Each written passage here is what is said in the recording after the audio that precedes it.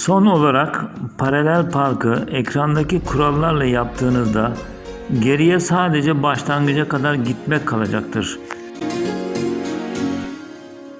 Burada ilk duruş doğru oldu mu son duruşta doğru olur. Yeter ki o istek ve dikkati gösterin. Esas başarı ömür boyu kazasız ve cezasız araç kullanmaktır.